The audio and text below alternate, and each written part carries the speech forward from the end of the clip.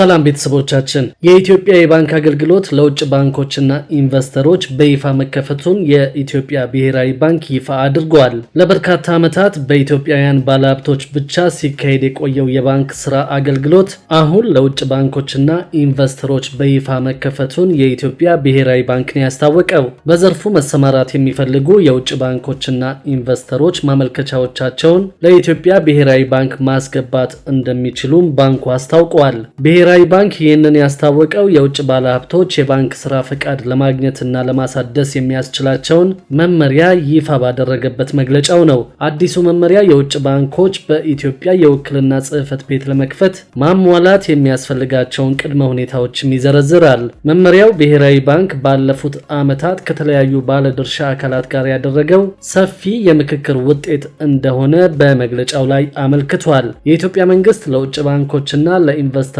ተዘግቶ የቆየውን የባንክ ስራ ዘርፍ ለመክፈት ዝግጅት ሲያደርግ ከቆየ በኋላ ወደ ተግባር የገባው ከ3 ዓመታት በፊት እንደነበርም ይታወሳል። የኢትዮጵያ የባንክ ስራ ለውጭ ኢንቨስተሮች ክፍት እንዲሆን የሚፈቅድ ፖሊሲ በሚኒስትሮች ምክር ቤት የወጣው ደግሞ በነሐሴ ወር 2014 ዓ.ም ነበር። ፖሊሲውን ተግባራዊ የሚያደርገው የባንክ ስራ አዋጅ በፓርላማ የጸደቀው ደግሞ በዚህ በያዝነው ዓመት ታህሳስ ወር ላይ ነበር። ይህንን ተከትሎም እንግዲህ ኬሲቢ ባንክ ኢትዮጵያ ለመስራት የሚመጣ የመጀመሪያው የውጭ ባንክ እንደሚሆን እየተነገረ ይገኛል። በኬንያ ግዙፍ የሆነው ኬሲቢ ባንክ ወደ ኢትዮጵያ ገብቶ ለመስራት ማሟላት ያለበት ጉዳዮች ላይ ውይይቱን ቀደም ብሎ እንደጀመረም ነው የሰማነው። በቅርቡ ስራውን ለመጀመር የሚያስችለውን እንቅስቃሴ ማድረግ እንደሚጀምርም ምንጮች ገልጸዋል። ኬሲቢ ባንክ የኢትዮጵያ የፋይናንስ ዘርፍ ውስጥ ይገባሉ ተብለው ከሚጠበቁ የውጭ ባንኮች የመጀመሪያው እንደሚሆንም ነው እንግዲህ ያገኘነው መረጃ የሚያሳየው። በዚህ ዙሪያ ላይ የውጭ ባንኮች ወደ ኢትዮጵያ መግባታቸው ያለውን ጠንካራና ደካማ ጎን አንድ በአንድ እንመለከታለን።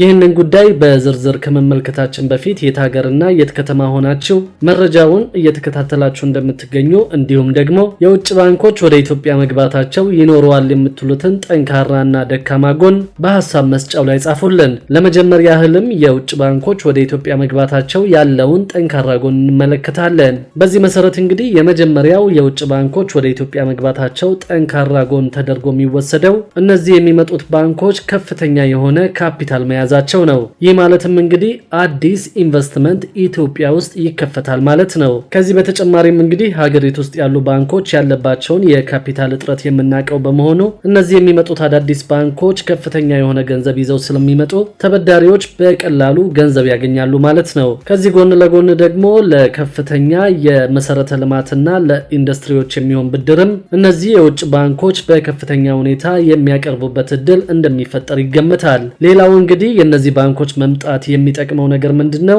በባንኮች ቴክኖሎጂ ላይ የተሻለ ነገር ማየት እንጀምራለን ማለት ነው። ከባንክ ጋር በተያያዘ ያሉት ቴክኖሎጂዎች ከዚህ በኋላ የተሻሉ ይሆናሉ ተብሎ ይጠበቃል። እነዚህ የውጭ ባንኮች ወደ ሀገሪቱ ውስጥ ሲገቡ ከሞባይል ባንኪንግ፣ ከኦንላይን ባንኪንግ እና ከተለያዩ አማራጮች የተለያየ ጠንካራ ጎን ይዘው ይመጣሉ ተብሎ ነው የሚጠበቀው። ፈጣንና እንዲሁም ደግሞ አስተማማኝ የሆነ አገልግሎትም ይሰጣሉ ተብሎ ይጠበቃል። ሌላው እንግዲህ የነዚህ ባንኮች መምጣት የሚጠቅመው ሶስተኛው ነገር ምንድነው? ለሌሎች ባንኮችም አራያ የሚሆን አሰራር ይዘረጋሉ ተብሎ ይጠበቃል። ምክንያቱም እንግዲህ በዓለም አቀፍ ደረጃ ተወዳዳሪ የሆኑ ባንኮች በመሆናቸው በዓለም አቀፍ ደረጃ የሚሰራበትን ሁኔታ ለነዚህ ለሀገር ውስጥ ለሚገኙ ባንኮች የሚያስተምሩበት እድል እንደሚኖር ይጠበቃል። በተለይም ሀገር ውስጥ ያሉት ባንኮች እርስ በርስ ብቻ ሲወዳደሩ ስለነበር ብዙ ደንበኞች ብዙ አይነት ቅሬታዎችን ሲያቀርቡባቸው ቆይተዋል። የነዚህ የአዳዲስ ባንኮች መምጣት ግን ፉክክሩን የበለጠ ጠንካራ አገልግሎቱንም በዓለም አቀፍ ደረጃ እንዲሆን የሚያስችለው እንደሚሆን ይጠበቃል። ከዚሁ ጋር በተያያዘ እንግዲህ አራተኛው ጉዳይ የሚሆነው ደግሞ በባንክ ኢንዱስትሪ ውስጥ ከፍተኛ የሆነ ፉክክር እንዲኖር እድል እንደሚከፍት ይጠበቃል። በዚህም መሰረት እንግዲህ እነዚህ የውጭ ባንኮች ሲመጡ በሀገር ውስጥ የሚገኙት ባንኮች ያላቸውን የደንበኞች አያያዝ ለማጠናከር የተለያዩ ወሳኝ የሚባሉ እርምጃዎችን መውሰድ ይጀምራሉ። ለምሳሌ የሚያስከፍሉትን ክፍያ መቀነስ ሊጀምሩ እንደሚችሉ ይጠበቃል። ለምን? ፉክክር ነው ከዚህ በኋላ የሚሆነው። በዚህም መሰረት እንግዲህ ደንበኞችን ለማግኘት የተለያዩ አማራጮችን በነፃ ገበያ ውስጥ በመጠቀም ደንበኞችን ለመያዝ የተለያዩ ስራዎችን እንደሚሰሩ ይጠበቃል። አገልግሎታቸውን የተሻለ ያደርጋሉ። ዘመኑን የጠበቀ ወይም ደግሞ ዘመኑን የዋጀ አሰራርም ለህብረተሰቡ ያቀርባሉ ተብሎ ይጠበቃል። ከዚህ በተጨማሪ እንግዲህ አምስተኛው የነዚህ ባንኮች መምጣት ጠቀሜታ ተብሎ የሚጠበቀው ምንድነው? አዳዲስ የስራ ዕድል ይፈጠራል ተብሎ ይጠበቃል። በዚህ በባንክ ኢንዱስትሪ ውስጥ አዳዲስ ባለሙያዎችም ይህንን እድል ተጠቅመው ራሳቸውን የሚያሻሽሉበት እድል ይፈጠራል ተብሎ ይጠበቃል። በዚህ መሰረት እንግዲህ የባንኮቹ መምጣት ከባንክ ባለሙያዎች በተጨማሪ አይቲ ላይ የሚሰሩ እንዲሁም ደግሞ በተለያየ ዘርፍ ላይ ያሉ ከባንክ ጋር ግንኙነት ያላቸው ባለሙያዎች የተሻለ አሰራርና ተሞክሮ የሚያገኙበትን እድል ያገኛሉ ተብሎ ይጠበቃል። ሌላው እንግዲህ ስድስተኛው የነዚህ ባንኮች መምጣት ጠቀሜታ የሚባለው እንግዲህ ከዚህ በፊት ባንኮች ያልደረሱባቸው የህብረተሰብ ክፍሎች እንዲደርሱ የሚያደርግ መንገድ የሚከፍት እንደሆነ ይጠበቃል። ለምሳሌ እንግዲህ ከዚህ በፊት ብሔራዊ ባንክ እንደገለጸው ከሆነ ብድር የሚወስዱ ሰዎች ከአጠቃላይ የሀገሪቱ ህዝብ ቁጥር አንጻር በጣም ጥቂት ነበሩ። የነዚህ ባንኮች መግባት እንግዲህ አብዛኛው ሰው ከባንክ ብድር እንዲያገኝ እድል የሚከፍት እንደሆነ ነው የሚጠበቀው። ባንኮች ከዚህ በፊት ባልደረሱባቸው አካባቢዎች እንዲስፋፉ መንገድ የሚከፍት እንደሆነ ይጠበቃል። አሁን እነዚህ ከውጭ የሚመጡት ባንኮች በየወረዳው በየቀበሌው የባንክ ቅርንጫፍ ላይ ከፍቱ ይችላሉ። ነገር ግን ሀገሪቱ ውስጥ ያሉት ባንኮች ፉክክር ስለሚበዛባቸው ቅርንጫፎቻቸውን በየቦታው ይከፍታሉ፣ ስራቸውን ያዘምናሉ።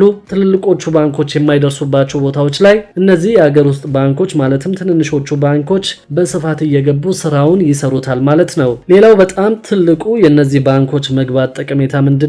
በዓለም አቀፍ ደረጃ የባንክ አገልግሎት መስጠት መቻላቸው ነው። ከዚህ በፊት የኢትዮጵያ ባንኮች ዓለም አቀፍ ግዢ ለመፈጸም የባንክ አገልግሎት የሚሰጡበት ሁኔታ በጣም ደካማ እንደነበር ሁላችንም የምናውቀው ነው። አሁን ግን የነዚህ ባንኮች መምጣት ይህንን ዓለም አቀፍ የባንክ ኔትወርክ ለማግኘትና ኢትዮጵያውያንም ከዚህ ተጠቃሚ እንዲሆኑ እድል እንደሚከፍት የሚጠበቅ ይሆናል ማለት ነው። ወሳኙ ነገር ደግሞ ምንድነው? ከዚህ በፊት ኢትዮጵያ ውስጥ ኢንቨስት የሚያደርጉ ሰዎች አንድ ያለባቸው ስጋት ምንድነው? ገንዘባቸውን ማግኘት የሚችሉበት በተለይም ደግሞ ከዶላር ጋር በተያያዘ የነበረባቸው ችግር የሚታወቅ ነው። እነዚህ የውጭ ባንኮች ከመጡ ግን በቀላሉ ዶላር ማግኘት ስለሚቻል ኢንቨስተሮች እንደ ልብ ስራ መስራት የሚችሉበት ሁኔታ ከጊዜ ወደ ጊዜ እየተፈጠረ ይመጣል ማለት ነው። እነዚህ እንግዲህ ከጠንካራ ጎኖቹ መካከል ዋና ዋናዎቹ ናቸው። ደካማ ጎኖቹ ውስጥ ከተባለ ደግሞ የውጭ ባንኮች ወደ ኢትዮጵያ ከገቡ የሚኖሩ ደካማ ጎኖችም እንዳሉ ማየት ያስፈልጋል። የመጀመሪያው ደግሞ በሀገሪቱ ውስጥ ያሉ ባንኮች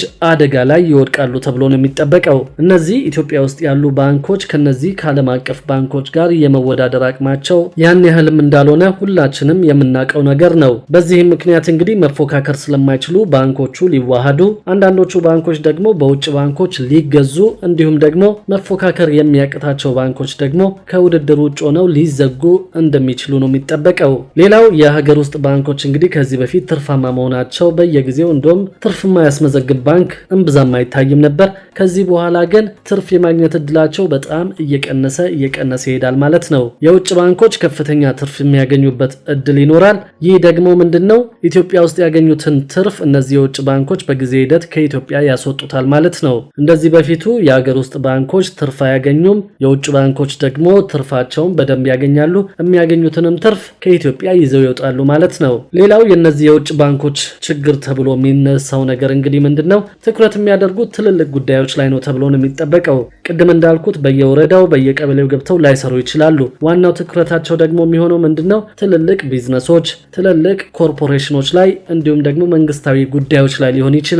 ይህ ደግሞ ለተራው ህብረተሰብ እንደፈለገ ተደራሽ ላይሆን የሚችልበት እድል ሊኖር ይችላል የሚል ስጋት አለ። ሌላው ዋነኛው እንግዲህ ከውጭ ባንኮች ጋር ተያይዞ የሚነሳው ስጋት ምንድነው? በእነዚህ ባንኮች መግባት ምክንያት የኢኮኖሚ ሉዓላዊነት ሊጣስ ይችላል የሚል ከፍተኛ የሆነ ስጋት በብዙዎች ዘንድ ተፈጥሯል። አንዳንድ ጊዜ እነዚህ ባንኮች የኢኮኖሚ ሉዓላዊነቱን የመቆጣጠር እድል ሊኖራቸው ስለሚችል ፖሊሲዎችን እስከ ማስቀየር፣ ፖሊሲዎችን እስከ መቆጣጠር ሊደርሱ የሚችሉበት እድል ይኖራል። ወሳኝ የሚባሉ የኢኮኖሚ ዘርፎችም በእነዚህ ባንኮች ላይ ጥገኛ እንዲሆኑ ሊደረጉ የሚችልበት ሁኔታዎች ሊከሰቱ እንደሚችሉ ይታወቃል። ሌላው እንግዲህ እነዚህ የውጭ ባንኮች እንደ ደካማ ጎን ተብሎ የሚታየው ምንድነው? ትኩረታቸው ትርፍ ላይ ነው። በዚህ ምክንያት እንግዲህ የረጅም ጊዜ እቅድ ይዘው ምናምን የሚመጡ አይነት ባንኮች አይደሉም። አብዛኛዎቹ በአጭር ጊዜ ጥሩ ትርፍ ይዘው ከወጡ ካልሆነም ደግሞ በአጭር ጊዜ ትርፎችን ለመሰብሰብ የሚሰሩ በመሆናቸው በረጅም ጊዜ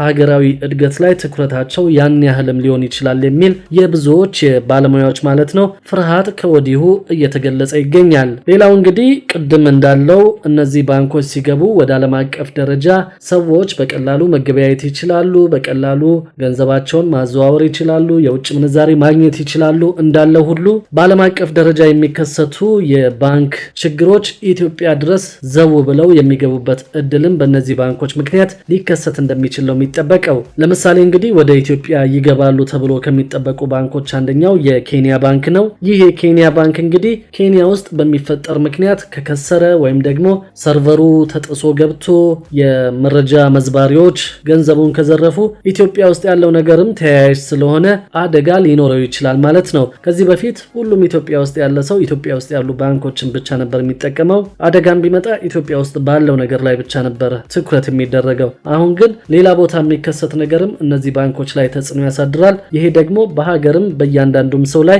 ተጽዕኖ የሚያሳድር ነው ማለት ነው። በእኔ በኩል እንግዲህ እነዚህ ናቸው ጠንካራና ደካማ ጎኖቹ እነዚህ የውጭ ባንኮች ሲገቡ ማለት ነው። ሀሳብ ካላችሁ ይሄ ትክክል ነው ይሄ ትክክል አይደለም ብላችሁ የምታስቡት ነገር ካለ በሀሳብ መስጫው ላይ ጻፉልን። የህዝብ ተወካዮች ምክር ቤት ታህሳስ 8 ቀን 2017 ዓ.ም ያጸደቀውና የውጭ ባንኮች ወደ ኢትዮጵያ እንዲገቡ የሚፈቅደው የባንክ ስራ አዋጅ ማንኛውም የውጭ ባንክ ከብሔራዊ ባንክ የጽሑፍ ፈቃድ ሳያገኝ ኢትዮጵያ ውስጥ ቅርንጫፍ ወይም ደግሞ ንዑስ ቅርንጫፍ መክፈትም ሆነ የተከፈተውን መዝጋት እንደማይችል ደንግጓል። ከዚህ በተጨማሪም ማንኛውም ባንክ በከፊል ወይም ሙሉ በሙሉ በባለቤትነት የሚይዘው ቅርንጫፍ ባንክ ወይም እንደራሴ ቢሮ እንዲከፍት የሚፈቀድ ሲሆን በአንድ የሀገር ውስጥ ባንክ የሚኖረው የአክሲዮን ድርሻ ከባንኩ አጠቃላይ የተፈረመ ካፒታል ከ49 በመቶ መብለጥ እንደማይችልም በዚሁ በአዲሱ አዋጅ ላይ ተደንግጓል ማለት ነው። ክቡራትና ክቡራን የአዲስ ቢዝነስ የዩቲዩብ ቻናል ተከታታዮቻችን ከውጭ ባንኮች መግባት ጋር በተያያዘ